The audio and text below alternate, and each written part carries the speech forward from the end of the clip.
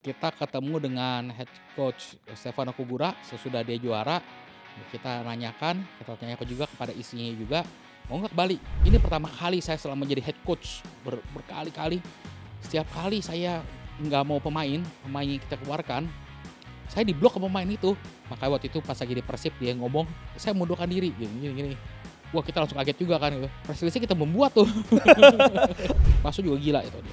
Dia ada pilates sendiri, ada guru yoga sendiri, dia ada instruktur untuk mental health. Yang mau ke Thailand tuh Shane Patinama? Kita pernah berbicara sama dia, bicara mengenai apakah mau ke Bali, dia orang tertarik gitu. Jadi biasanya kalau orang punya tanah di Bali itu dijadiin beach club, ini dijadiin lapang bola, Pak? Pertama kali ngebangun 2 lapangan, 3 lapangan, akhirnya keranjingan, bikin terus-terusan, sekarang udah punya 9 lapangan. Kenapa pilih Johnny Jensen? Kenapa pilih dia? Nice question sih. Jadi kemarin itu ada satu orang DM saya di Instagram minta saya untuk ngundang Pak Yabes Tanuri dari Bali United. Saya penuhi permintaan dari penonton Liputan Sport. Sudah bersama saya ada Pak Yabes. Terima kasih Pak sudah hadir di Liputan Sport. Terima kasih atas undangannya juga. Jadi ini gara-gara DM dari supporter gitu ya. Supporter Pak, bener ada satu orang nge-DM saya kemarin minta Pak Yabes didatengin. Karena kalau saya lihat kemarin riset juga Pak, jarang gitu ngelihat Pak Yabes ini wawancara podcast juga, katanya baru pertama kali ya?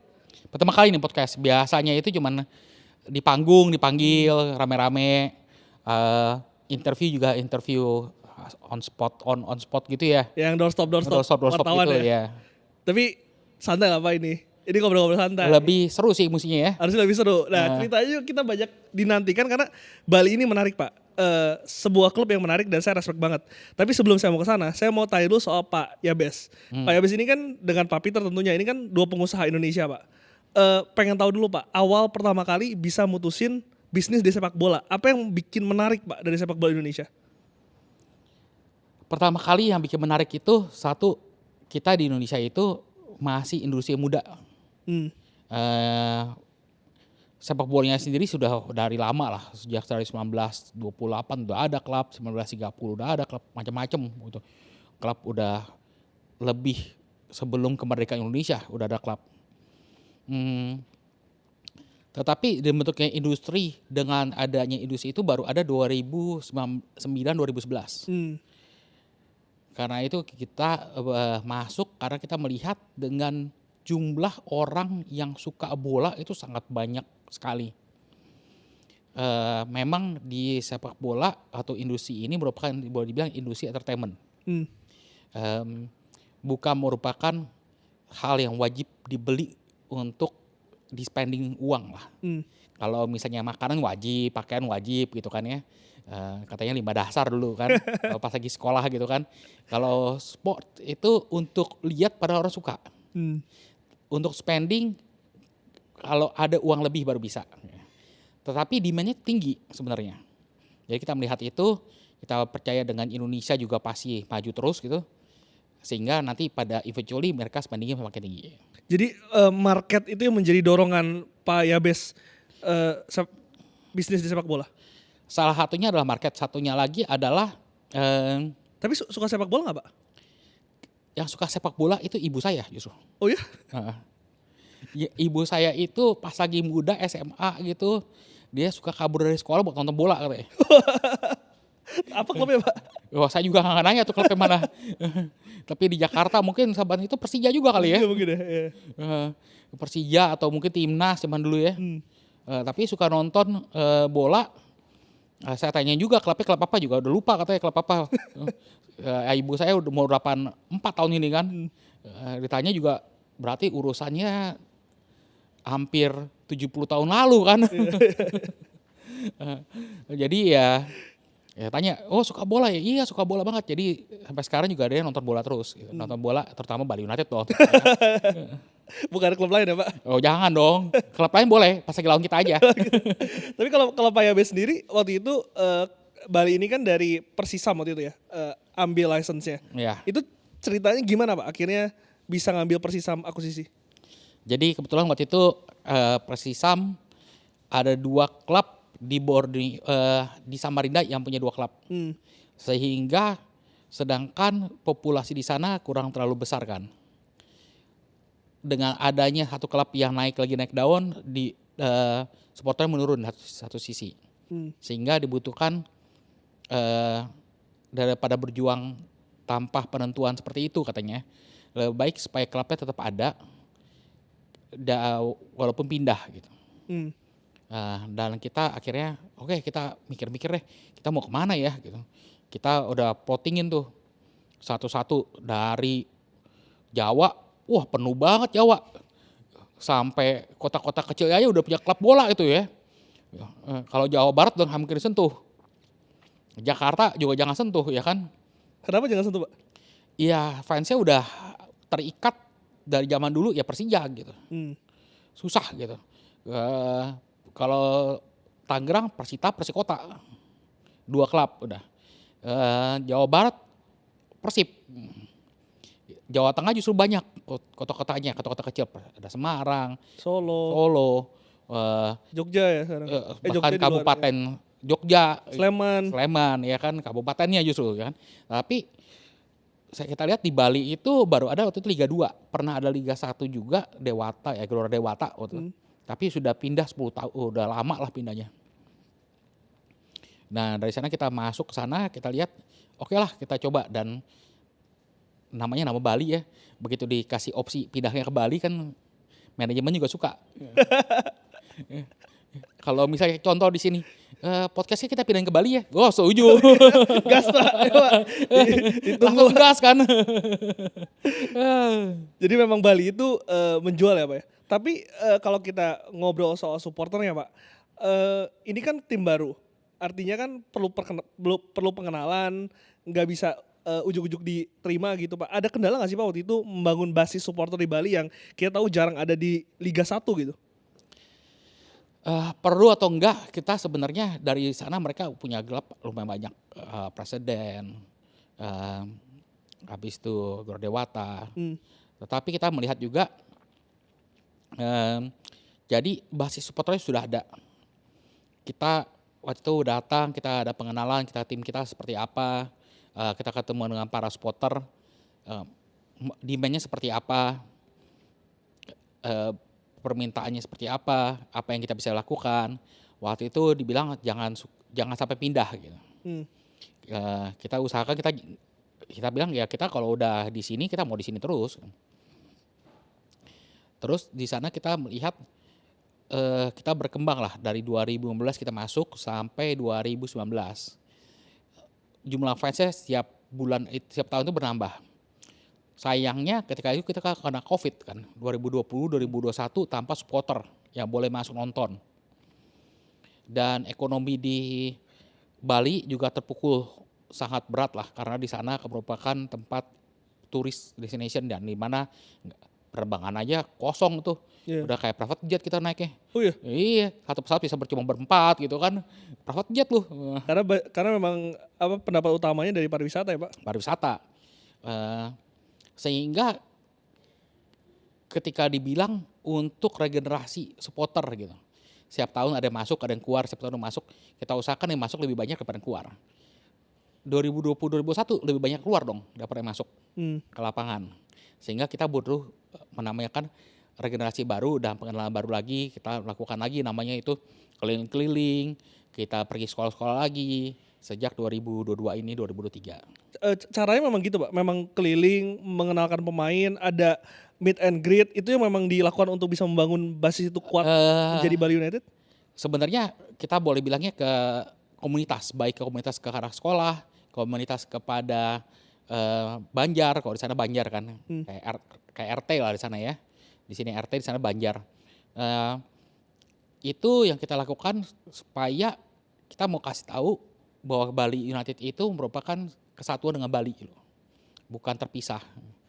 Kita di Bali United itu ada untuk Bali juga, untuk menambahkan juga turis di sana, untuk menambahkan juga income kepada masyarakat sekitar juga.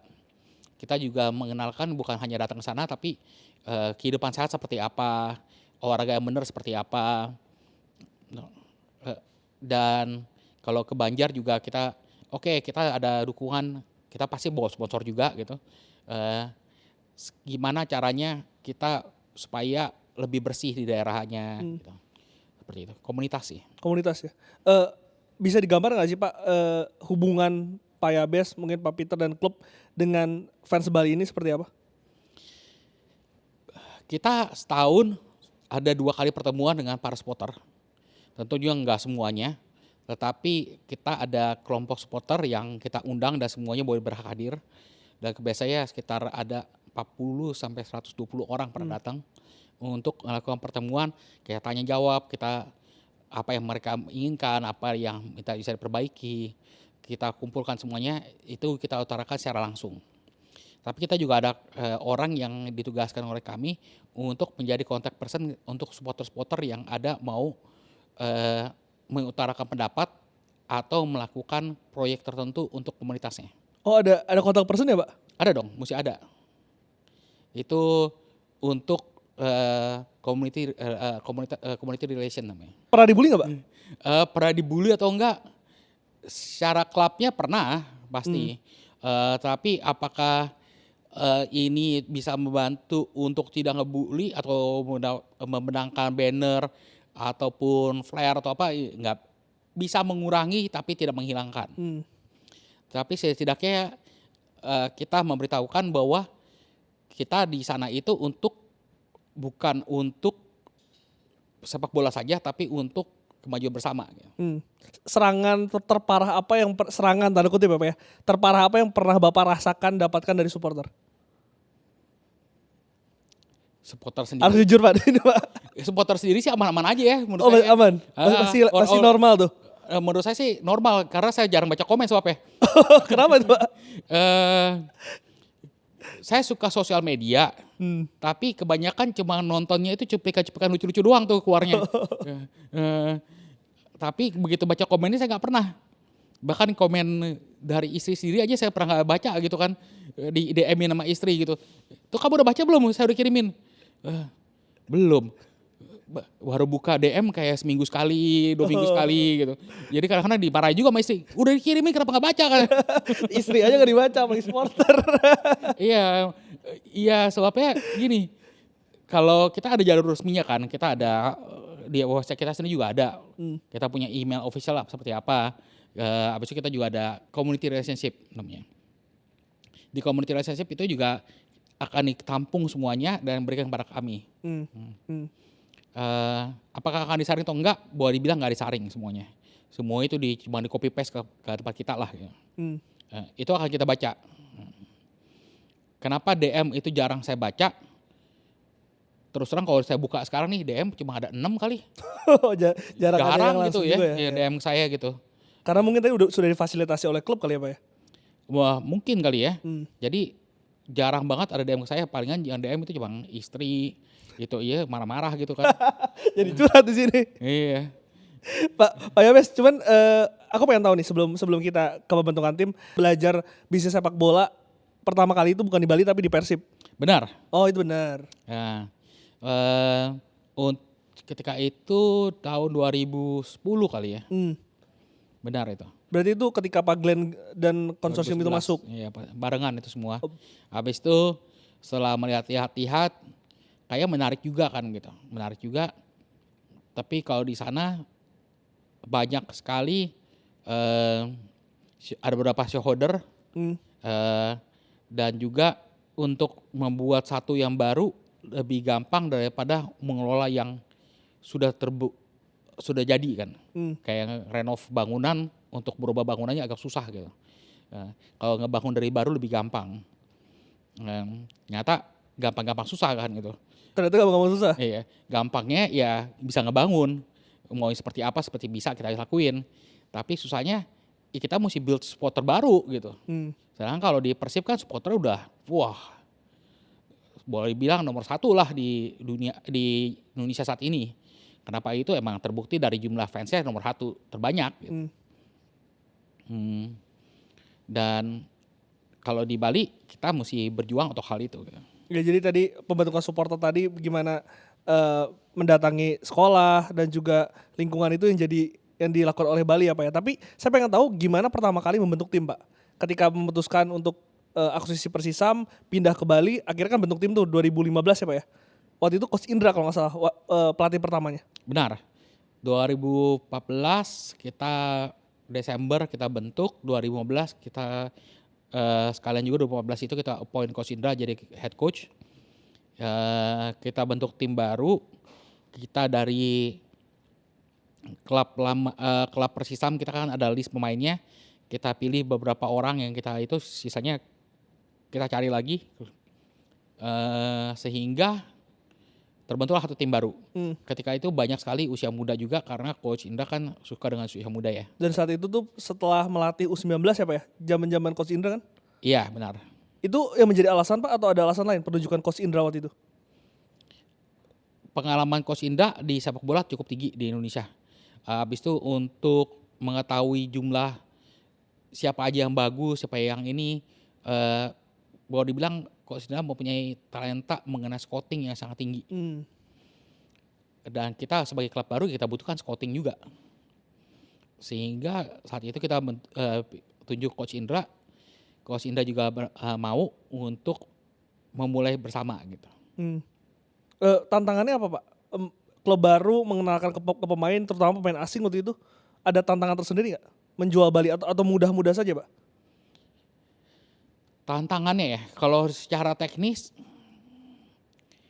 kita banyak belajar baru. Kita waktu itu kita langsung away berapa 2 kali, tapi waktu itu kena sanksi FIFA waktu itu ya.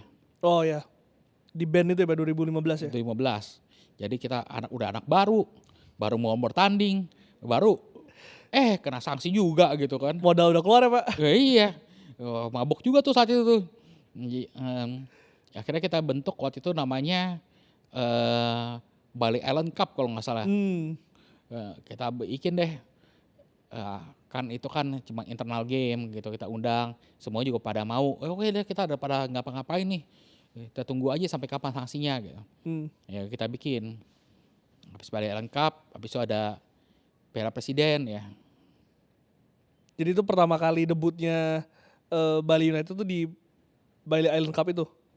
Enggak, kita main 2 kali. Waktu itu 2 kali away kalau nggak salah. Oh 2 kali away? 2 kali away, dapatnya kita ke Papua lagi.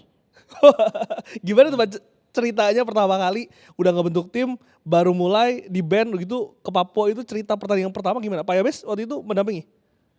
Papua saya nggak pergi tuh. Nggak pergi? Nggak. Tapi dengar cerita dari teman-teman gimana Pak? Jadi udah nyampe Papua, habis itu kena ban, kena sanksi sehingga batal. Habis itu kita balik, ya udah kita kurang beruntungnya di sana karena kan kita spending uang tuh. Biaya tiket ke Papua lumayan itu, lebih murah ke Hong Kong tuh daripada ke Papua ya. Apalagi setim ya ini Pak? Iya, habis itu ya kita pindah, habis itu 2 kali pertandingan, kita balik. Ada sebagian klub yang cukup beruntung, ya mereka dapat home kan. Tapi ini sesuainya away udah spend dan pertandingannya batal. Iya, tapi bagusnya juga jadi kita ada waktu latihan tambahan. Pembentukan timnya jadi lebih solid. Sehingga 2017 kita bertanding, itu ranking kita udah lumayan lah gitu. Peringkat berapa ya? 7 ya nggak salah ya? Iya 7 atau berapa ya. Ya tengah ke atas ya? Tengah ke atas, udah mendingan gitu. Dan kalau misalnya kita ini Pak, kalau kita lihat ya 2019 itu kan pertama kali juara. Untuk sebuah tim yang baru dibentuk 2014 akhir itu kan bukan waktu yang lama Pak, cepat gitu untuk bisa juara. Apa yang menjadi kuncinya saat itu Pak? Apa jadi kunci kenapa bisa jadi juara ya? Di 2019?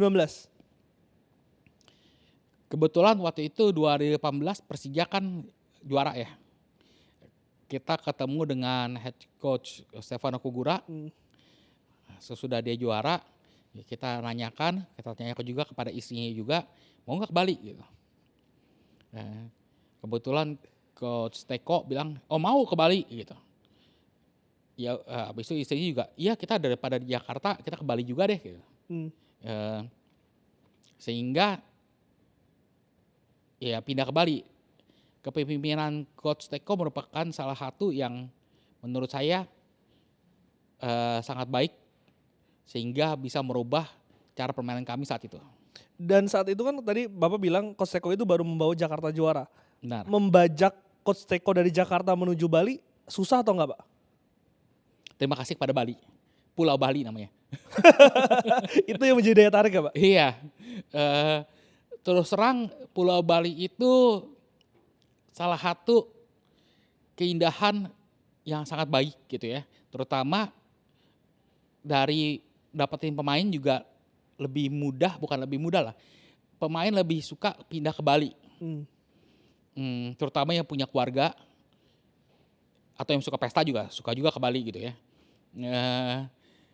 Tapi di lain pihak saya ketemu sama Coach Teko lagi kan sudah berapa tahun gitu, ngobrol. Pak Yabes ya,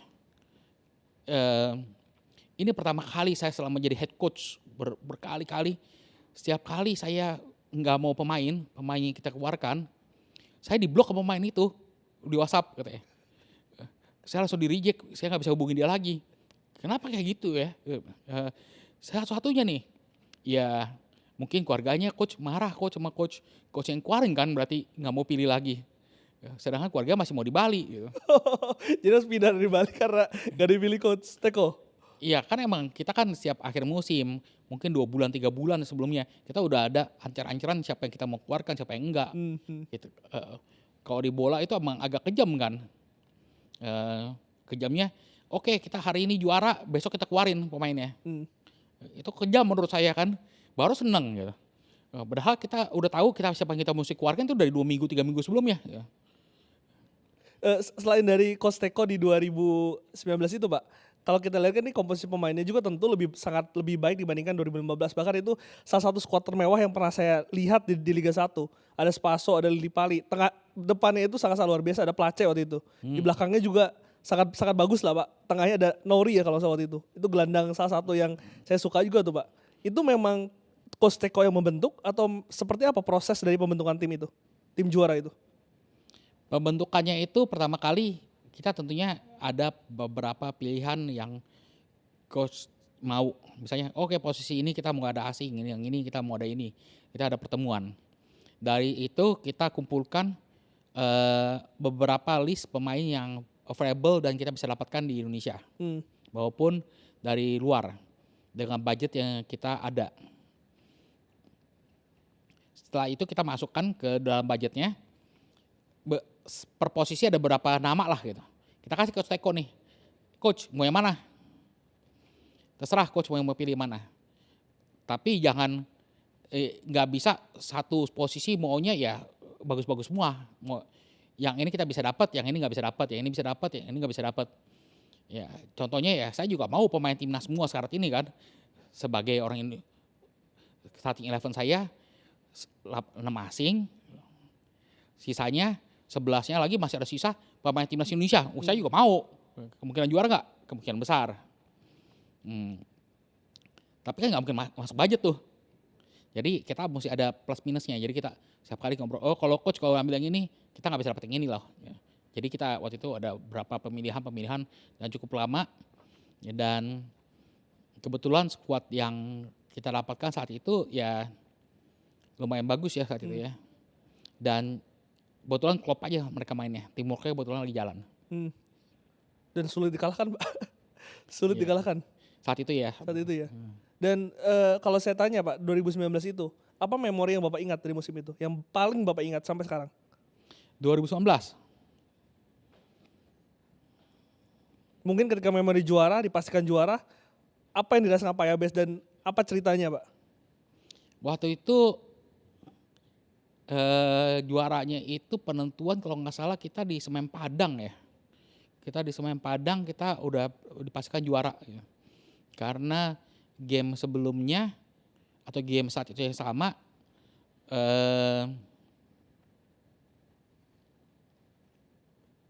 kita udah pasti menang poin. Ya kita pastikan juara saat itu.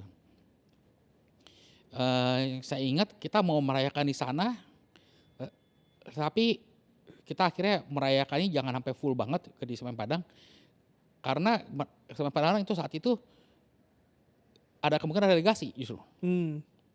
Jadi sangat tidak enak sama sekali gitu. Jadi saya bilang sama ini udah selesai aja di sini perayaannya. kita langsung balik aja. Kita kalau mau di Jakarta aja, di Bali aja. Gue bilang.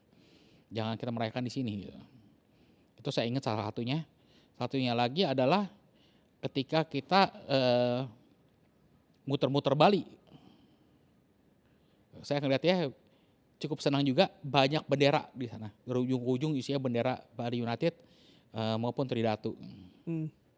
Dan itu supporter banyak Pak di jalanan. Cukup banyak, tapi karena Bali itu luas ya. Iya, itu pulau saya Pak. Ya pulau gitu. Jadi ada sebagian jalan yang kosong, ntar begitu dekat ke kota besarnya langsung penuh lagi gitu. Tapi kita udah ada pemutaran menuju titik mana aja kita udah ada. Konvalius Pak. Ya. Ini salah satu pemain asing terbaik di Liga 1, 37 gol nggak salah. Pencetak gol terbanyak sepanjang sejarah Liga Indonesia. Mendatangkannya waktu itu gimana Pak? Saya mau mulai dari mendatangkannya dulu. Mendatangkan ya? Waduh. Konvalius. Jadi waktu itu Konvalius kita ada ketemu, habis itu juga dia mencetak gol di musim sebelumnya kayaknya nggak terlalu banyak, tapi dia mempunyai komposisi dan juga postur tubuh yang sangat baik. Sehingga waktu itu kita sign di tempat kita. Kebetulan juga waktu itu ada Lili Pali, ada Bahdim, habis itu tengahnya ada Sergio ya.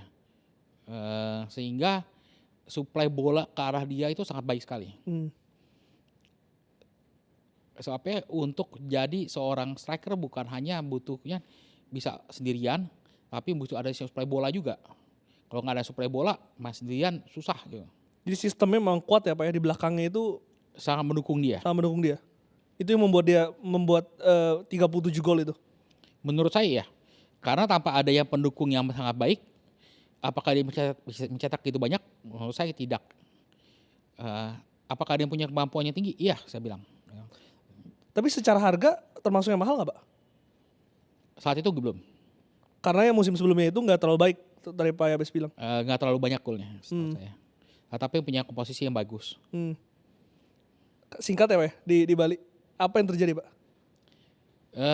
Pindah ke Thailand kalau nggak salah. Di Thailand dia langsung di harga tinggi setahu saya. Langsung dikontrak 2 tahun. Sudah itu dia kayaknya pindah kembali ke Belanda lagi. Oh jadi karena kontrak yang lebih banyak di liga lain yang membuat dia pergi, atau ada sesuatu Pak di dalam musim itu? Nah itu juga kurang jelas tuh.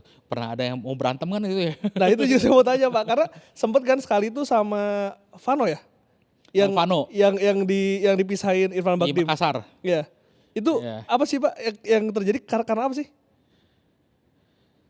Karenanya sendiri setiap kali saya tanyain kan, ini kenapa kalian berantem gini. Enggak apa-apa udah beres, ini itu cuma salah paham doang. Selalu ngomongnya kayak gitu, gak berani terus terang juga mereka ya. Tetapi ya kita lihat salah satu opsinya adalah dia mau mendapatkan lebih besar jauh. Dia sebenarnya mau tetap di Bali. Vano juga kita tanya juga nggak apa-apa kok di Bali, kita juga udah nggak apa-apa katanya. Tapi dia dapat offer yang kita tidak bisa lawan lah.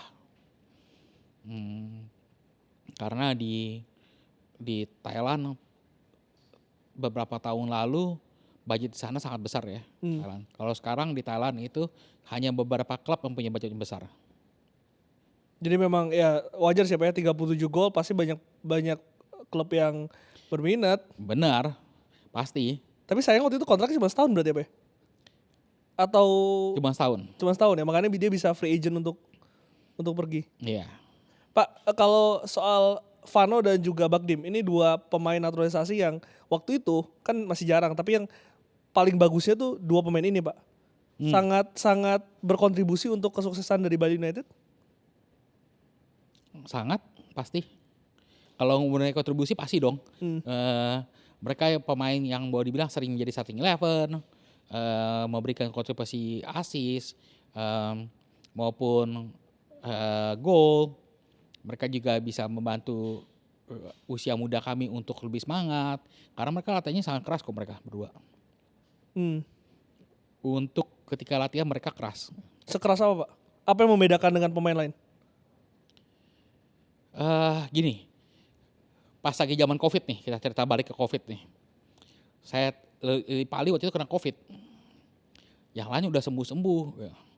Saya tanya sama dia, lu udah hampir sebulan nih gak sembuh-sembuh nih. Kenapa masih positif gitu? Lu ngapain aja tiap hari? Iya, abis makan, istirahat. Terus saya olahraga. Berapa lama olahraganya? 2 jam. 2 jam olahraga. Iya 2 jam, karena setiap hari kan mesti olahraga katanya. Kalau supaya sehat, badan saya udah sehat, cuma nggak berasa kok, cuma masih positif aja. Saya olahraga terus. Dari kapan nggak olahraga? Dari yang pertama sakit cuma olahraga terus. 2 jam, 2 jam setengah, 3 jam. Lu kapan sembuhnya kalau gitu? Orang mesti istirahat total gitu kan. Udah mulai besok mesti istirahat total. Nggak boleh olahraga sama sekali. Ya habis itu 5 hari kemudian, 3 hari kemudian udah negatif. Jadi jangan olahraga terlalu banyak juga ketika COVID gitu kan. Walaupun atlet gitu kan. Makanya gak sembuh-sembuh. Nah apa membedakannya? Lagi sakit aja olahraga 2 jam 3 jam. Gimana sehat Pak? Gimana sehat. Dia mau menjaga badan banget. Menjaga makanan. Jaga pola tidur. Dan olahraganya juga ya gila-gilaan. Jadi memang itu atlet profesional, pesepak bola profesional tuh yang seperti itu ya Pak ya idealnya? Idealnya seperti itu. Ada yang lebih ekstrim lagi seperti Ronaldo, dia sampai dia beli cryo chamber sendiri, dia ada fisio sendiri, dia ada makanan juga, ada nutrisionis sendiri. Gitu. Tapi dari pemain-pemain Bali Pak, untuk hal-hal seperti ini, siapa yang paling top? Ketika saya tanya siapa yang paling profesional, siapa yang paling menjaga badan, siapa yang paling jaga makan, yang teringat oleh Pak Yabes siapa Pak? Setahu saya Lili Pali dan Spaso. Oh Spaso. Spaso juga gila itu dia. Dia ada pilates sendiri, ada guru yoga sendiri, dia ada apa itu namanya ya, instruktur untuk mental health. Oh ya? Iya. Jadi bukan mental health lah, boleh dibilang itu Psikologi dia lah ya? Instruktur untuk sukses gitu. Sukses ada istilahnya gitu, saya lupa. Oh jadi buat mindsetnya Pak? Buat bikin mindsetnya. Gitu. Itu pakai uang pribadi atau klub support? Uang pribadi dia. Karena dia berapa game dia nggak dapat gol gitu. Dia merasa down, jadi dia mesti ketemu orangnya, ntar dikasih mindsetnya seperti apa, mesti kayak gimana. Dan itu banyak dilakukan juga oleh tim-tim atau pemain-pemain luar negeri ya. Oh, jadi nggak heran juga Pak kalau sekarang mereka masih bermain ya, padahal kan umurnya sudah 35 plus. Iya, dia masih jaga makan, jaga tidur, benar-benar kehidupan atlet lah ya. Benar-benar jaga makan, jaga tidur, sampai ketika punya anak aja dia nggak bilang, oke, walaupun anaknya kebangun, dia nggak mau ngurus pokoknya. Saya mesti tidur jam 10 sampai jam 7 pagi atau jam 6 pagi saya mesti olahraga katanya. Sesudah itu saya lagi jam break saya bisa ngurus katanya. Kalau enggak saya nggak bisa katanya. segitunya Pak? Sepasok kayak gitu. Gokil, luar biasa itu. Saya baru pernah denger loh ada pemain bola yang sampai nge-hire konsultan psikologi gitu untuk. Bukan psikolog sih, jadi namanya Untuk mental dan executive coach namanya. executive coach. Ya, itu bisa juga kepada bisnismen. Ya, contohnya bilang gini, setiap pagi kita mesti bilang bahwa kita akan berhasil saat ini. Kita akan sukses hari ini. Kita akan sukses. Gitu. Jangan kita begitu bangun, aduh hari ini lemes ya. Gitu. Hari ini kita mau kemana? Udah di rumah aja. Gitu. Kita mesti bikin mindset bahwa kita pasti akan sukses, akan berhasil hari ini. Seperti itulah. Itu banyak penerapan yang dilakukan sekarang ini di luar gitu. Tapi emang di Indonesia belum banyak lah. Apakah itu juga Pak pemain-pemain dari Vano, Spaso, pemain-pemain yang sangat totalitas itu membuat akhirnya back to back Bali itu terjadi Pak? Walaupun sempat kepotong COVID ya, cuman 2021 kan akhirnya juara lagi. Salah satu faktor pasti ada. Apakah ada faktor lainnya? Iya, tadi saya bilang mengenai coach, salah satunya. Habis itu juga tim kita solid, teamwork lagi jalan. Karena saat itu boleh dibilang tim Persija saat itu juga timnya sangat baik, gila-gilaan pemainnya. Kebetulan teamworknya lebih bagus kita aja saat itu. Kalau saya tanya apa yang membedakan juara di 2019 dan juga 2021? Yang satu tanpa supporter ya. Kita waktu 2021 itu kita tanpa perayaan. Jadi budget kita keluarin untuk perayaan kita pisahkan, kita berikan berupa sembako. Kita berikan juga kepada untuk baju apa sih namanya saat itu? Jersey. Bukan jersey, baju untuk APD. Habis itu masker. Kita waktu itu berikan kalau nggak salah sampai 10.000 sembako ya. Oh jadi perayaannya dalam hal lebih ke sosial ya Pak ya? Iya. Membantu saat itu yang sedang masyarakat Bali yang terkena COVID. Iya, karena kan kita tahu sendiri di Bali kan turis. Iya. Dan itu paling hotel aja okupansinya lagi gilaan. Cuma 5%, 10% okupansinya. Wah, waktu itu hotel-hotel murah itu. Kalau ke Bali saat itu, wah. Karena waktu itu bubble juga di Bali kan, main Liga 1 tuh kan sempat sistem bubble tuh. Bali itu salah satu tuan rumah kan? Benar, kita ada tuan rumah terakhir ya. Karena Pemda juga mendukung saat itu. Ya udah, kita emang di sini kita butuh lah. Gimana pun setidaknya kan ada 30 pemain plus official plus ini sekitar 50 orang, mungkin ada keluarga datang sekitar 60 orang, ada 18 tim. Lumayan untuk ngebantu ekonomi saat itu katanya. Tapi berarti kan hal itu kan membuktikan apa yang tadi Pak Yabes bilang di awal yang mengatakan Bali United ketika pindah ke Bali itu tidak hanya soal sepak bola tapi untuk masyarakat Bali untuk bisa menggerakkan ekonomi dan itu betul-betul dilaksanakan ya Pak? Kita berusaha seperti itu. Kita selalu usahakan tiap kali. Tapi yang kita mau bahwa kita itu Bali United itu menjadi satu kesatuan dengan Balinya juga gitu. Bukan sebuah klub sepak bola tapi merupakan sebuah tradisi nantinya. Identitas juga ya Pak ya? Benar. Tapi itu wah luar biasa sih karena ini mulai dari nol. Kalau mungkin dari Persib Bandung, Persija itu kan balik lagi udah berpuluh-puluh tahun berjalan tapi ini kan Bali baru 10 tahun lalu. Makanya kita mesti belajar dari klub-klub itu. Saya juga kemarin ketemu dengan beberapa klub luar negeri juga banyak belajar terutama ya mengenai komunitas dan family gitu. Apa itu utamakan. Jadi kalau komunitas itu dibilang yang paling penting mengenai community dan apa yang dimaukan oleh community sehingga contohnya musik daerahnya seperti apa, gimana caranya supaya bisa masuk lebih 15 menit lebih awal ke dalam stadion. Habis itu kalau mengenai entertainment apa yang sangat baik untuk ditambahkan ketika pertandingan atau sebelum pertandingan. Banyak belajar deh. Jadi nggak hanya 90 menit soal sepak bola tapi ada entertainment ya kalau di luar kan gitu ya Pak ya? Di luar negeri kan kalau Liga Inggris itu pasti Liga ada. Inggris seperti itu. Yang paling gila itu sebenarnya yang perlu dipelajari itu adalah dari namanya NFL. NFL itu rugby. Footballnya Amerika. Football Amerika. Nah mereka ada nama istilah tailgate. Apa itu Pak? Nah mobil-mobil Amerika kan itu kan banyak kan SUV. Yang pintu belakangnya bisa dibuka tuh. Jadi itu kan tailgate gitu. Jadi mereka itu pada nongkrong di sana, nyalain musik, datang bisa 6 jam sebelum pertandingan. Jadi mereka bawa barbecue di sana, ada juga stall-stall makanan udah buka dulu 6 jam sebelumnya. Jadi kayak festival gitu, besar gitu. Festival dan mereka sendiri ngeramein. Mereka ada musik sendiri, ada kita dibikinin panggung, bikin musik. Ketika pertandingan udah kayak oke, ini perayaannya gitu. Dan itu ekonominya kan bukan hanya 2 jam jadinya. Ya. Jadi lebih duitnya yang muter lebih banyak lagi. Iya, create festival a few hours before. Gitu. Bali udah melakukan itu atau akan melakukan? Lagi berusaha. Apa kesulitannya? Kebiasaan dari spotter yang datangnya selalu ngepas ya. ngepas banget deh. Tapi artinya kalau Bali tuh tiket tuh nggak masalah ya, Pak ya? Penjualan tiket tuh selalu oke. Penjualan tiket sekarang online kan. Kita emang diusahakan semuanya online, dan sejak berapa tahun lalu lah emang di-push untuk online. Hmm. Dan soal masalah akses tiket, ada berapa klub yang saya tahu ketika online memang dijalankan, tapi aksesnya supporter ke tiket itu susah, Pak.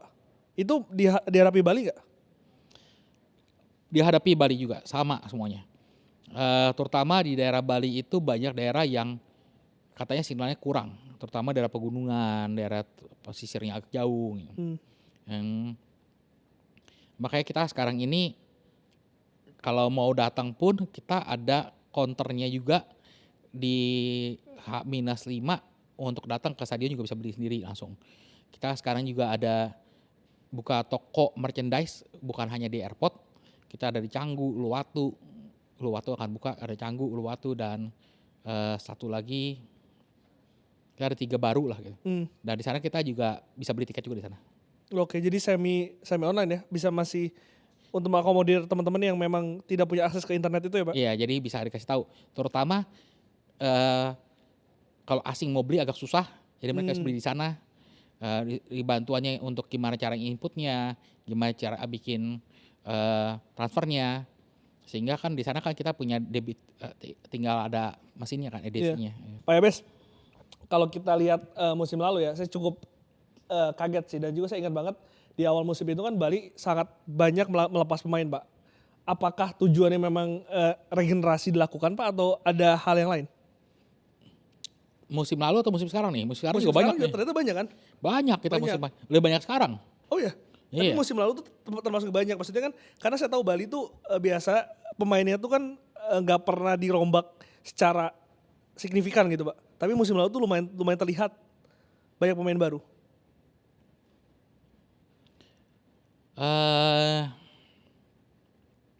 Kenapa? Iya, ada perubahan aja. Karena kita melihat di usia muda kita aja juga lagi bagus-bagusnya saat itu. Ada beberapa yang bisa diambil oleh usia muda kita lah. Jadi memberikan kesempatan kepada usia muda itu. Dan iya, usia mudanya juga emang saat itu sangat mumpuni. Seperti contohnya Arjuna. Jadi kita Rahmat Arjuna. Berarti posisinya ada di wing. Jadi kita berarti ada mengurangi posisi wing. Karek Arel posisinya center back. Jadi kita ada pengurangan posisi center back. Tentunya ada. Jadi ada pertimbangan itu juga ya, Pak ya? Benar. Tapi kan ini membuat akhirnya Bali yang biasanya ada di top 3 lah mungkin. Ini kan agak terlempar ke, bahkan kemarin finish di 4 ya, Pak. Tapi kan sempat ke 7 tuh, ke 6, sempat di tengah lah, Pak. Musim lalu kita di 9 ya? 9 kok, 9 atau 10 saya lupa. Nah, kenapa kita saat itu ya, kita ada beberapa 8 game tanpa kemenangan gitu. Sehingga poin yang kita dapatkan sedikit sekali. Tapi kalau kita bisa menang 2 kali aja posisi kita beda. Kita bisa posisi 5 bahkan. 8 tanpa menang itu karena apa? Beberapa hal. Salah satu mungkin tanpa adanya head coach di lapangan. Karena sanksi waktu itu. Kenapa tuh, Pak, sanksinya, Pak? Sanksinya karena head coachnya bandel, udah akumulasi kartu nggak boleh datang, dia tetap datang ke lapangan, ditambahin lagi deh gitu. Jadi ada faktor itu juga ya? Iya, begitu tambahin, mau diprotes juga nggak bisa kan, sudah final dibilang. Ya karena sehingga ya udah tanpa kemenangan jadinya. Pak Yabes, apa sih yang membuat Bali akhirnya sangat mempercayakan tim ini kepada Coach Teko? Karena jarang ada tim yang bisa bertahan dengan satu pelatih sampai selama mungkin 5 tahun ya? Dengan Coach 5 Teko. tahun, hampir 6 tahun sepertinya. Iya. Pertama dia sudah memberikan 2 kali juara. Dia juga dapat memberikan kesempatan kepada usia muda juga, terutama di belakangan. Kami melihat sosoknya dia itu sangat baik untuk pengembangan, untuk memulainya sebuah klub sehingga bisa menorehkan hasil yang baik. Gitu. Kita melihat seperti itu, profesionalismenya dia dan juga eh, keberhasilan dari tim dari tahun per tahun. Tapi secara pribadi itu kan kalau di dalam lapangan Pak. Tapi secara pribadi sosok seperti apa sih Coach Teko ini? Pribadi ya, saya sendiri kayak ketemu dia itu setahun palingan selain di lapangan ya, tambahan makan paling 3-4 kali lah gitu. Ketika saya datang ke sana, dia lagi free, ya kita dinner gitu. Kita ngobrol. Selain meeting ya, kalau dinner kan lebih pribadi. Private gitu. Ya, private. Dia orang yang fokus kepada yang namanya football. Dia sangat fokus sekali. Dia nggak mau diganggu, keluarganya juga nggak mau diganggu dia gitu. Apalagi ketika 2 hari sebelum pertandingan, dia nggak mau digangguin. Dia sangat mau fokus di strategi dan apa yang harus dilakukan ketika latihan dan segalanya. Jadi memang football person banget ya. Iya. Dan terlihat lah dari prestasinya kan Persija juara sekali, di Bali kan 2 kali. Sekarang tuh pindah ke Barito. Artinya memang salah satu pelatih tersukses di Liga 1, Pak Yabes. Iya. Dan dia pindah ke Barito menurut saya akan memberikan sebuah ketajaman tertentu di Barito ya. Terutama di Barito kan lagi 2. Itu kontender terberat untuk Liga 2 saat ini berarti. Menurut saya ya. Tapi kalau melihat kemarin Pak, akhirnya memutuskan untuk keluar, tidak lagi bekerja sama, apa alasan utamanya? Kontrak kita kan juga udah mau habis. Dan ketika itu juga Coach Teko juga bilang, wah saya udah berapa kali di sini tanpa kemenangan, kayak lebih baik mundur lah. Mungkin ketidakcocokan antara tim atau ketidakcocokan dengan aura atau apa saya juga nggak ngerti gitu kan.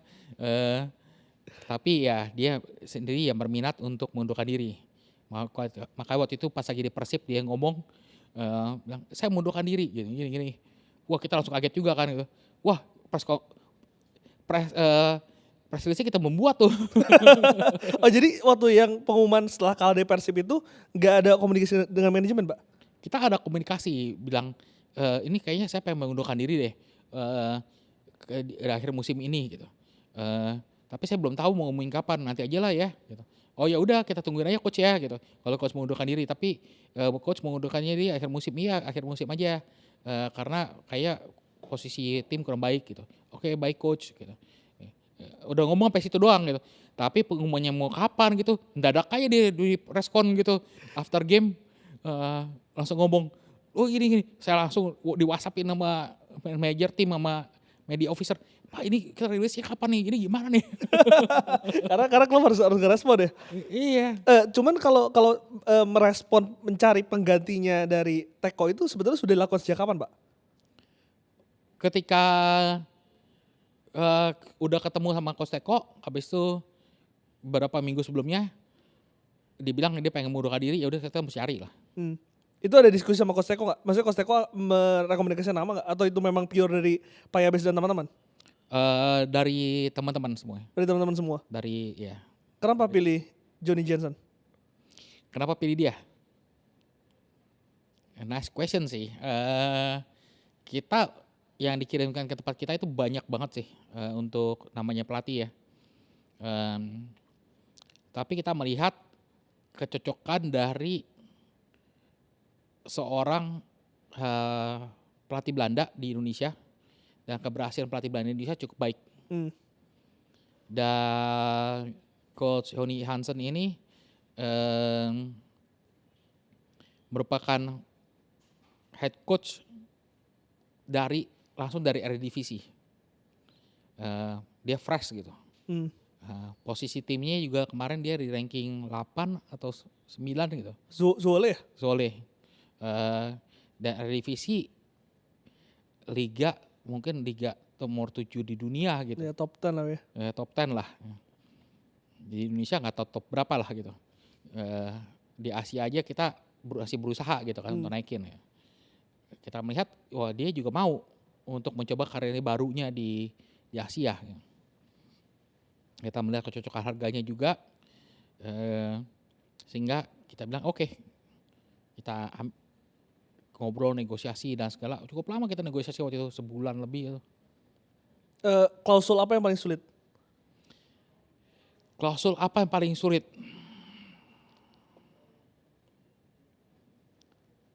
Klausul yang paling sulit itu sebenarnya ada beberapa contohnya. Di klausa kita itu kita maunya ada kalau misalnya dia kena kartu kuning, kalau kita anggap itu kesalahannya pelatih, kita nggak mau bayar kartu kuningnya. Itu mesti perjelas tuh, apa aja dianggap yang nggak penting, ya dianggapnya bukan kesalahan pelatih gitu. Contohnya mukul gitu, di satu deh gitu, yang itu kita nggak bayar, kena sanksi dia bayar sendiri gitu. Jadi kita mesti perjelas sampai detail gitu. Tapi itu memang selalu seperti itu, Pak? Atau dengan coach ini aja? Semuanya kita gitu. Oh, semuanya memang kayak gitu. Hmm. Itu lucu juga, saya baru tahu ada klausul sampai sedetil itu. Iya, kita melihat Liga Indonesia dan liga-liga bukan Indonesia aja ya, Liga Indonesia, Liga Eropa, Liga Amerika, ada aja kejadian kan yang bisa merugikan tim sebenarnya. Dan tadi Bapak mengatakan pelatih Belanda ini dinilai lebih sukses di banyak pelatih Belanda yang sukses di Indonesia, Pak. Tapi dari secara permainan, filosofi apa yang dijanjikan untuk dibawa ke Bali United? Warna baru apa yang dijanjikan untuk dibawa? Kita lihat seperti Sole kali ya, cara permainannya ya. Kita lihat permainannya cukup menarik kok, cukup menyerang, cukup ya gaya Dutch football lah. Dutch football. Tapi yang membuat dia akhirnya sepakat dengan salaman dengan Bapak, Bali itu lagi tadi, Pulau Balinya atau ada faktor lain? Karena kan ini dari era divisi, Pak. Maksudnya top 10 Eropa ke Liga 1 itu kan sebuah perpindahan yang cukup mengejutkan gitu. Salah satunya mungkin Pulau Balinya ya, karena saya cukup berterima kasih tuh pada Pulau Bali. Sehingga negosiasi kita juga nggak cukup, walaupun lama untuk detailnya, tetapi angkanya sendiri menurut saya cukup reasonable untuk di seorang pelatih dari Belanda gitu, yang langsung dari Eredivisie ya. Gopel pemain termahal Liga 1 sekarang, Pak. Diamond Hopel. Iya, Hopel. Bener itu? Nggak tahu. Menurut transfer marketnya ya? Menurut yang ku riset sih gitu. Kan sebelumnya tuh Rizky Ridho katanya yang paling mahalnya. Sekarang tuh apa sih Pak nyebutnya? Gopel? Oh, namanya juga pertama kali saya bingung. Tulisannya Teichmann kan, Teichmann. Nama panggilnya Diamond. Oh, Diamond. Nah, habis itu Gopel Hopel. Hopel Atau Hopel, saya juga bingung tuh. Tapi nama depannya saya ingatnya Diamond. Oh, namanya Diamond, gampang inget ya tuh saya bilang. Jadi panggilnya Diamond. Oke, kita pakai Diamond aja. Jadi Diamond ini striker apa ya? Sayap. Winger ya? Winger yang baru didatangkan oleh Bali United. Dan menurut risetan saya, ini pemain paling mahal di Liga 1, Pak. Emang semahal itu, Pak? Mungkin terima kasih kepada Bali ya.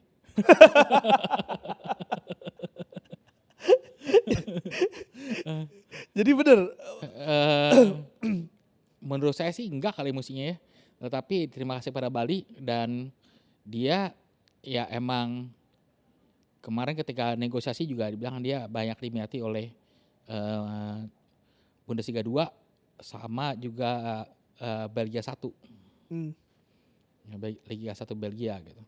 Tapi akhirnya dia tetap memilih kepada Bali gitu. Itu memang nama dari rekomendasi coach yang baru? Iya. Apa yang membuat ini kan kalau nggak salah pemain dari Liga 3-nya Liga 3 Jerman ya, Pak? Iya. Liga 3 Jerman, maksudnya bukan yang topnya gitu. Tapi kenapa spesifik nama ini yang direkomendasikan ke manajemen? Dia sebelumnya kan dari Eredivisie juga. Dari Eredivisie dia ke Liga 3, ke Liga 2 Jerman juga pernah di klub yang sama. Pernah membawa dari Liga 3 ke Liga 2. Dia main juga Liga 2-nya Belanda, Bundesliga 2, turun lagi ke Liga 3. Jadi di sana 3 tahun kalau nggak salah. Dan menurut saya berarti pemain ini merupakan pemain yang cukup setia kepada klub. Pertama itu salah satunya. Yang kedua, saya juga interview juga kan, dia mau ke Bali itu karena pertama dia kenal juga dengan head coach-nya. Dia percaya dia bisa memberikan nilai lebih karena saling mengetahui lah. Jadi kita setuju. Dan juga gosip yang sekarang lagi beredar soal Bali United adalah pemain timnas, Pak. Ada pemain diaspora yang katanya menuju Bali United. Apakah itu betul? Maunya seperti itu sih. Memang kita lihat aja gimana ya. Soalnya Tapi memang ada komunikasi negosiasi. negosiasi sih belum sampai negosiasi belum. Tapi ngobrol pernah beberapa gitu. Siapa, Pak? Adalah beberapa gitu. Satunya bentar lagi pergi ke Thailand. Kita melihat ya kenapa enggak gitu. Apakah kita membutuhkannya, tergantung posisi yang kita butuhkan saat itu. Jadi tergantung kebutuhan tim. Tergantung kebutuhan tim, sama ya kalau mereka bisa mendapatkan sebuah klub yang lebih baik di cara untuk melatihnya maupun di liga yang pertandingannya lebih baik daripada di Indonesia, saya sih lebih baik nggak ambil. Lebih mendorong mereka untuk keluar itu, Pak? Iya, karena menurut saya bisa untuk mendukung timnas Indonesia juga kan. Tapi kalau mereka mendapat pilihannya antara di Indonesia ataupun di klub yang lebih nggak jelas atau liga yang kurang lebih rendah gitu, kenapa enggak ke Indonesia? Yang mau ke Thailand tuh Shean Patinama? Kita pernah berbicara sama dia, bicara mengenai apakah mau ke Bali, dia bilang tertarik gitu. Tetapi dibilang dia juga ada beberapa pilihan. Ya, dia kebetulan memilihnya waktu itu milih Thailand ya. Justin Hamner, Pak, lagi di Bali terus pada kemarin TikToknya. Oh, saya juga kurang tahu tuh. Kalau kurang tahu berarti gak ada komunikasi. Iya, kan ya Shean Patinama ya. Dia kan waktu itu emang posisinya emang kita butuhkan juga. Dia waktu itu juga mau keluar dari Eropa. Dan kebetulan ada beberapa pilihan. Dan dibilang dipilih Thailand, ya udah, saya bilang nggak apa-apa lah. Thailand juga lebih bagus kan nilainya. Selain Shean ada nama-nama lain yang komunikasi, Pak, atau cuma Shean aja? Ada beberapa nama, tetapi belum sampai ngobrol mengenai angka apa semuanya belum. Kita kemarin juga sama Shean juga ngobrol mengenai, oh kita sebenarnya tertarik juga sama kamu gitu. Iya, dia juga ada pilihan untuk Asia gitu, tapi belum tahu pilihannya kemana gitu. Oh, jadi dari pemainnya juga belum apa ya, Liga Indonesia ini belum jadi pilihan utama, ada pertimbangan-pertimbangan lain. Pertimbangan pertama kalinya mungkin liganya, kedua kali adalah nilainya kali. Oh, nilai kontrak. Karena di luar pasti lebih tinggi ya, Pak? Masih tergantung negara mana. Oke, Pak, selain dari transfer ya, kalau kita lihat kan Bali ini kan juga mengorbitkan banyak pemain muda, Pak. Kita tahu di Kadek Arel lagi main di timnas U23, lalu juga Ahmad Arjuna dipanggil juga, Pak. Saya pengen tahu dari pembinaan usia dininya, Pak. Apa yang klub lakukan untuk mengoptimalkan lah bibit-bibit dari Bali ini untuk bisa berkontribusi ke tim nasional? Oke, kita ada namanya itu, ada bukunya tuh, kita buat bukunya untuk gimana untuk pelatihan selama U20, U18, U16, 14 seperti apa aja sampai U12, itu ada kurikulumnya, itu dilakukan semuanya. Dan juga dengan adanya pelatih baru kami, kita kan ada Johnny Hansen, Ronnie Pander, dan Jeffrey Talan. Dan salah satu dari mereka itu akan lebih fokus untuk membantu juga kepada usia muda nantinya. Terutama untuk memberikan kurikulum tambahan. Nah, kami mengharapkan dari sana Bali United Academy bisa lebih berjuang untuk menghasilkan pemain yang bisa dilepas ke luar negeri justru. Oh, ke luar negeri. Karena itu akan jadi pemasukan untuk klub ya, Pak? Sebenarnya pemasukan klub salah satu utama kalau di beberapa liga di luar negeri, nomor satunya adalah dari transfer pemain.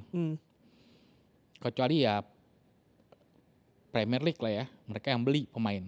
Kalau Bali pernah merasakan itu, Pak? Mendapatkan keuntungan dari penjualan pemain? Belum. Ada juga kecil-kecil lah, gitu. Nggak signifikan. Makanya kita mau melihat ini merupakan target jangka panjang yang kita harus lakukan. Tapi dari buku yang tadi dibuat, Pak, itu apa sih, Pak, filosofi dari pemain Bali itu? Ada karakter tersendirikah dari pemain Bali? Nah, justru bingung tuh, dari sekian banyak pemain yang kita hasilkan yang masuk ke timnas, yang masuk ke timnas itu kebanyakan saat ini usia mudanya ini adalah pemain belakang. Iya. Ya kan?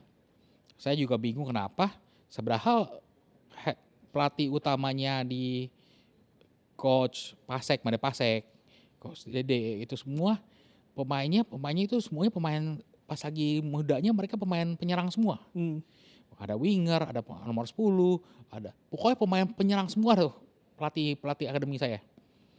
Kenapa hasilnya bisa dapatnya center back semua, saya bilang. Gimana kalian ngelatihnya, gue bilang. Kita udah ngelatih juga Pak, kita ngelatih pas lagi kita gimana menyerang juga ada, kita bilang. Untung saat ini Arjuna juga dipanggil juga kan baru mau dipanggil nih Arjuna. Sebelumnya kan semuanya pemain belakang dipanggilnya. Iya. Kadek sama ada Putu ya kalau nggak salah di 17 ya. Iya. Sisanya itu ada juga pemainnya pemain tengah. Dulu Kadek Agung, Made Tito. Iya. Ya kan? Jarang sekali pemain depan dipanggil gitu. Makanya dibilang ini ada suatu hal yang mesti diperbaiki gitu. Kebetulan kita ada head coach baru dan ada sisanya 2, dan mereka itu pengalaman dari kenapa kita pilih mereka juga, mereka ada coach yang punya pengalaman dari usia muda. Mereka pernah melatih usia muda di klubnya masing-masing. Ada pengalaman 3 tahun, 5 tahun gitu. Dan itu bisa memberikan nilai lebih kepada akademi kita juga karena mereka punya pengalaman yang lebih di sana. Jadi semoga bisa menghasilkan pemain yang lebih baik tentunya untuk klub kita, untuk Indonesia, dan juga bisa mengharumkan nama Indonesia dan nama Bali, bisa kirim ke luar negeri. Tapi ngomong-ngomong soal tim nasional, Pak, dengan sekarang pelatihnya pelatih Kluivert dan sekarang Bali juga punya pelatih Belanda, Dewa juga punya pelatih Belanda. Sebagai klub sebetulnya ada keuntungan nggak sih, Pak, dengan Dutch Connection ini? Menurut saya jangka panjang mungkin. Apa yang kira-kira bisa didapatkan klub? Karena kalau secara jangka panjang, kalau kita kebetulan kan dari Bali kita juga mau supaya asistennya turut membantu kepada usia muda. Sehingga mempunyai satu streamline. Jadi apa yang usia muda lakukan ketika mereka dipilih untuk menjadi masuk ke first team, mereka udah tahu gerakan pemain first team seperti apa, posisinya dibutuhkan seperti apa. Mereka udah tahu. Karena latihannya sama gitu. Mungkin ini yang bisa memberikan dampak lebih kepada yang dibutuhkan oleh pelatih utama juga, pelatih utama head coach Indonesia. Karena ajarannya udah sama nih. Mungkin ajarannya Eropa juga gitu. Linear apa ya? Iya. Jadi berkesinambungan lah. Benar. Cuman kemarin Kluivert tuh sempat ke Bali juga kan, apalagi kemarin kan sempat tes saya juga. Sempat disampaikan nggak sih, Pak, kesannya terhadap Bali dan juga Bali United? Terhadap Bali sih kita pernah interview juga, dia suka dengan Bali, suka dengan Indonesia, dan untuk training centernya dia suka banget, dan itu memberikan nilai positif kepada pemain, sehingga pemain juga ketika datang mereka mempunyai kan nutrisinya lumayan panjang tuh ya pertama kali ya, karena emang liburannya liga sudah libur. Hmm. Jadi mereka bisa datang lebih awal. Sehingga mereka pemainnya pun bawa keluarga saat itu. Sehingga memberikan bukan hanya Indonesia sebagai timnas, tapi kekeluargaan Indonesia terhadap pemain timnasnya. Pak, tolong ceritakan dong pembangunan dari training ground itu. Itu kan saya apresiasi Pak, luar biasa keren. Ceritain gimana ya nih? Gimana, karena kan bangun training ground itu kalau saya berbicara sama presiden klub, gak semua itu bisa Pak. Entah itu biaya lah, entah itu yang lain ya, tapi Bali itu bisa mewujudkan itu dan dibangun secara bagus Pak. Secara, bahkan tadi Patrick Kluivert pemain dunia aja mengakui gitu, mereka sangat puas dengan training groundnya Bali.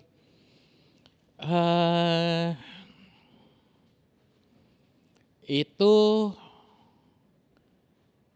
kebetulan aja kita ada Pak Peter di sana, ada tanah di sana. Udah dari lama, bahkan sebelum ada Bali United udah punya tanahnya dulu gitu. Dan nggak tahu mesti ngapain, akhirnya yaudah kita bangun training center lah gitu.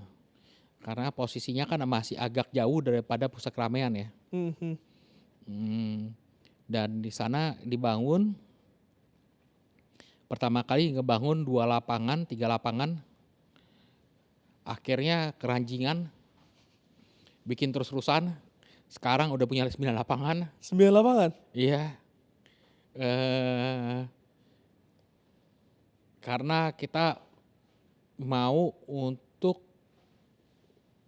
bukan hanya training center kita, tapi untuk perkembangan industri, bukan industri lah, olahraga sepak bola maupun mini football, mini soccer, apapun itu, sehingga di Bali itu banyak orang berolahraga lah. Jadi itu bisa untuk publik juga, tidak hanya untuk Bali aja? Bisa, kita sewain juga itu. Oh, disewakan juga. Fasilitasnya selain 9 lapangan tuh ada apa lagi Pak? Kita ada kita ada gym 1, lumayan lengkap lah. Ada buat larinya, buat ini. Kita ada juga locker room, ada 2 yang full size, ada 2 yang mini size. Habis itu kita ada VIP box, ada ruang kantor untuk head coach dan official semua di sana. Ada multifunction room, ada juga outdoor multifunction. Lengkap, lumayan lengkap. Seberapa penting kelengkapan infrastruktur itu untuk sebuah tim? Kalau dari POV owner club? Kelengkapan sebuah berapa penting? Untuk lapangan latihan penting sekali. Kenapa seperti itu? Kita punya pengalaman 2015 datang, kita cari lapangan masih gampang. Tapi begitu kita mulai datang, udah mulai ramai orang suka sepak bola jadinya. Kita sampai kesusahan nyari lapangan. Kita mau geser jam nggak bisa, ya, karena penuh lapangannya. Jadi lapangannya sendiri pun kurang memadai. Akhirnya 2018, 2019 kita udahlah kita putusin untuk bangun lah. Mulai bangun 2019 itu sampai 2021 gitu. Oh, Covid juga tuh ya? 2021, soalnya bentuknya kan masih tanah sawah kan. Jadi pembangunannya agak lama itu. Oh, tantangannya itu karena tekstur tanahnya yang memang sama kita mesti membuat namanya vehement. Vehement itu pembatas antara laut dan tanah. Jadi mesti taruh batu-batuan besar gitu. Oh itu langsung laut ya Pak ya? Nggak ada pantai, nggak ada apa ya? Langsung laut. Ada pantainya juga ketika surut aja. Cuma semeter 2 meter. Setelah itu laut. Jadi kalau lagi pasang lumayan tinggi. Jadi biasanya kalau orang punya tanah di Bali itu dijadiin beach club, ini dijadiin lapang bola Pak? Ya, benar juga ya. Klub juga sih. Klub juga ya? Iya, klub juga. Coba beda fungsi. Iya. Soalnya kalau beach club juga jauh banget dari mana-mana itu ya. Ya situ di daerah antara Sanur sampai Bali Zoo sana. Di tengah-tengah. Ada kepikiran bangun stadion gak sih Pak? Belum ada. Karena Wayan Diptanya memadai atau? Wayan Dipta masih memadai. Yang kedua kurang cost efektif untuk saat ini. Karena bangun stadion itu lumayan mahal. Terutama kalau di stadion itu bebannya itu bukan hanya beban bangunan plus orang yang bisa dihitung, orang lagi lompat mesti dihitung. Oh iya benar, benar. Benar. Jadi bebannya itu ngitungnya merupakan beban untuk bikin jembatan tol gitu. Yang truk lewat gitu. Kalau truknya biasa sih nggak apa-apa, tapi truk Indonesia kan kelebihan beban gitu. Jadi mesti dihitung gitu. Dan ya untungnya kita udah hitung fondasi juga di Dipta itu memadai untuk fondasinya. Kalau sampai full banget kita usahakan baru kita cari tempat lah. Tapi belum kepikiran ke sana berarti Pak? Belum ada ini. Pak, kita ke bagian terakhir Pak. Saya pengen tahu, kita udah bicara banyak tadi perjalanan Bapak dari 2015 sampai sekarang 2025. Satu pertanyaan Pak, kalau saya lihat kan Bali ini salah satu klub yang sehat dan tujuan pebisnis adalah pasti untung Pak. Saya mau nanya, investasi di Bali itu atau di sepak bola Indonesia itu menguntungkan nggak sih Pak? Tergantung budgeting.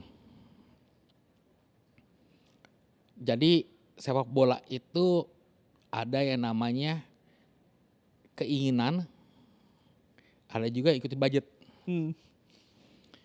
Dan biasanya itu nggak beriringan tuh. Begitu budgetnya udah sesuai, aduh pengen lebih deh, pengen nambahin ini deh, pengen nambahin itu deh, itu pasti luar budget tuh. Itu dia yang membuat klub rugi.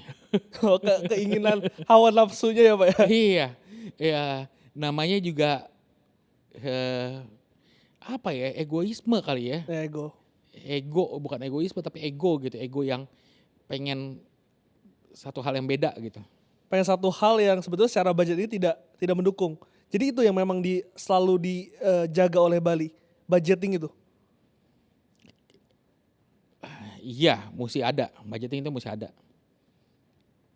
Karena tanpa ada budgeting, kita kan juga perusahaan terbuka, sudah go public, sehingga kita udah submit kok budgeting kita seperti apa. Dan kita ada plus minusnya seperti apa, jumlah total yang akan kita keluarkan seperti apa, kita ada budgetnya. Tapi belum menjawab pertanyaan saya, jadi untung atau enggak Pak invest di Bali? Tahun lalu kita rugi sih. Kita laporan keuangan bisa baca kok. Lumayan dalam ruginya kalau lihat laporan keuangannya. Apa itu Pak? Karena faktor apa tuh? Banyak hal. Jadi kita ketika 2020 kita mengembangkan bisnis baru di sana. Bisnis baru ya namanya community marketing. Jadi kita mempunyai banyak sosial media yang kita bantu kelola.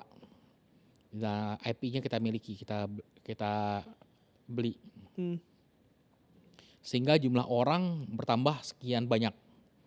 Dan kita belum tahu yang mana profitable saat itu. Dan kita baru melakukan efisiensi di musim lalu, di tahun lalu. Dan semoga tahun ini lebih baik lah keuangan.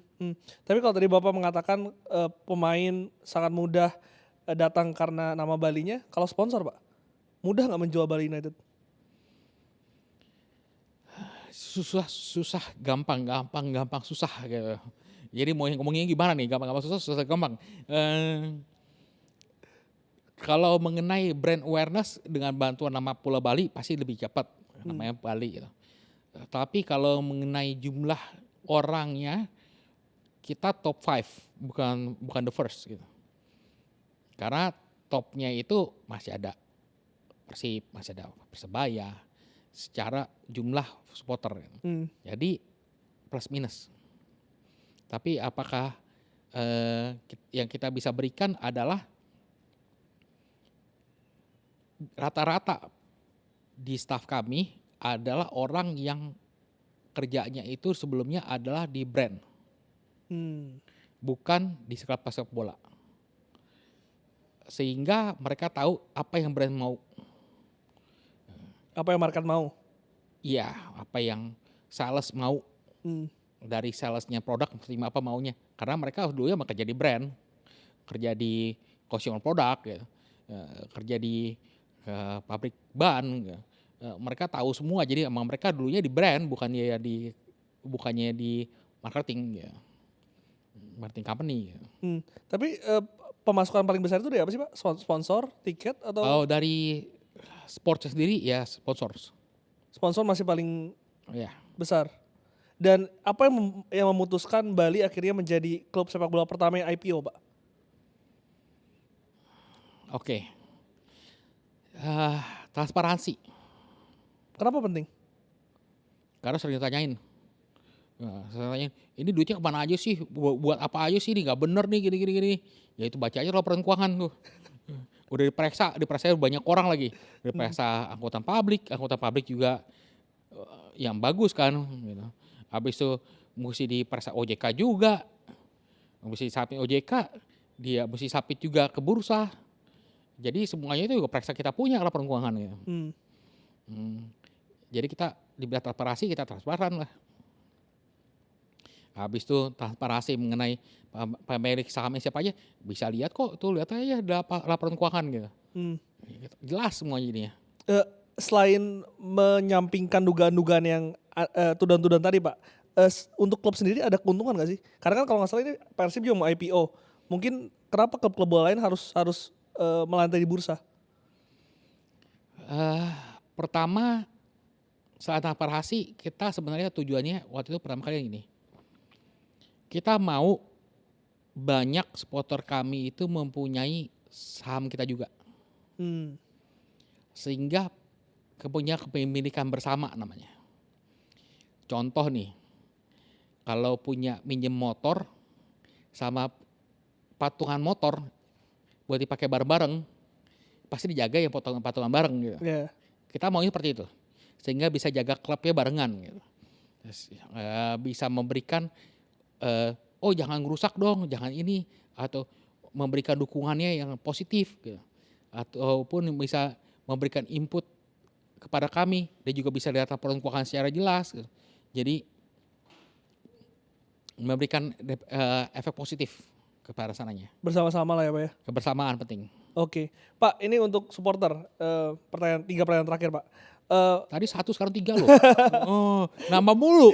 Ini mumpung Pak Yabes di sini karena jarang nih Pak Yabes podcast. Pak, untuk target musim depan Pak, Bali setelah tadi perombakan pemain besar yang Bapak katakan, pelatih baru juga, fasilitas sudah mendukung, keuangan juga terjaga Pak. Target untuk musim 2025 berarti ya? Apa Pak? Target kita di top 5 lah. Selalu kita berusaha untuk top 5.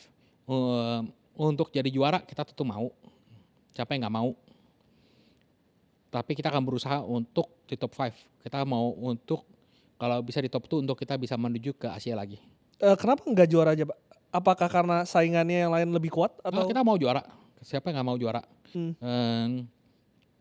Tapi bare minimumnya di top 5 gitu? Top 4 sih sebenarnya. Top 4? Karena kita mau di antara di ASEAN atau di Asia kita bertanding. Kenapa mau banget di Asia atau ASEAN? Karena sudah selesai di Liga Indonesia? Bukan karena susah di Indonesia mah persaingan ketat. Tetapi kita mau belajar lebih banyak melawan klub lain. Gitu. Pembelajaran itu yang menjadi ini. Tapi kalau misalkan menarik tadi ketika mengatakan persaingan sangat ketat, siapa sebetulnya saingan Bali United? Saingan terbesar, rival terbesar Bali di Liga 1 secara prestasi? Yang pernah back to back sekarang baru Persib tuh. Persija sebelumnya juga juara. Yang kemarin udah naik daun Dewa. Naik daun juga. Persebaya selalu peringkatnya baik. Kayaknya semua klub ya jadinya kalau dihitung-hitung ya. Malut juga peringkatnya lagi baik kemarin. Biak juga mendadak melonjak naik ke atas. Ada yang lagi turun lagi bawah-bawah atau naik sendiri dari tinggi mendadak turun. Kita dari kemarin aja dari ranking 1-2 perebutan ranking 3 mendadak jadi ranking 9 gitu. Kita nggak pernah tahu bola. Jadi semuanya pesaing kita yang berat tuh. Jadi banyak ya Pak ya? Nggak cuma 1-2 klub Nggak ya? cuma satu. Tapi kalau misalkan ketika away, atmosfer yang paling Bapak rasakan tuh di mana sih yang berkesan? Kalau Bali udah pasti berkesan dong untuk presiden klub. Kalau away, kalau sedang away. Paling berkesan ya. kita pesta kuliner lah sana. Kemana Pak? Kita mesti pesta kuliner di sana. Karena pertandingan cuma 2 jam, kita kan juga nggak ngurus. Kita ke sana kan nggak ada ngurus. Oh mesti ada rapat meeting ini dulu, mesti ada ketemu dengan kepolisian dulu. Kan nggak ada, cuma datang dulu berkunjung. Pokoknya datang 2 jam sebelum pertandingan, datang udah nonton balik. Sisanya ngapain? Pesta kuliner. Tapi di stadion gitu, maksudnya supporter gitu, nggak ada yang memberikan kesan terhadap Pak Yabes? Kalau itunya sih kesannya gini, di semua klub mempunyai hal yang berbeda. Contoh, kalau kita ngomongin Sleman, ultrasnya besar banget. Ultrasnya besar, abis itu dia punya cara, kalau mereka lagi koreo juga sangat baik. Habis itu di Persib maupun di Persija juga mempunyai fans yang besar, Persebaya juga besar ya.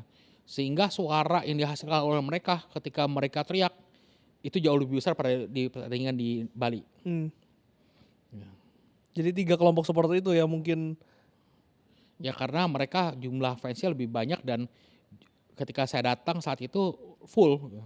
Jadi atmosfernya ya seru lah gitu. Dan mereka, saya juga kemarin ketemu pertandingan, ya kemarin kebetulan saya pergi ke klub World Cup.